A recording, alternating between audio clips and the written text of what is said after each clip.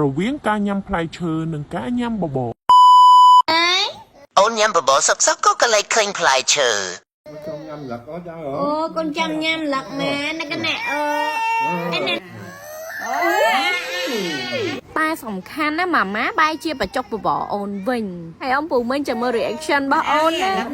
ngày năm ngày này mà ao to bị trong bò nhâm bò thảo không bị trong nó đẹp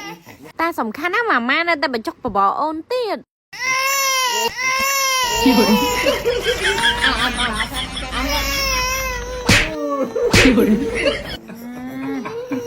និយាយទៅបេងចំណាំស្លាប់ព្រាហើយចំណាំរសជាតិចាំមើលពេលម៉ាម៉ាបញ្ចុកផ្លែឈើអូនណាអ៊ំពូមិញហើយអត់មានមាត់អីមកសំខាន់មើលដៃសបាទៀតណាហើយចាំមើលម៉ាម៉ាបន្លំដាក់បបរចូលមួយម៉ាត់ណា A few moments later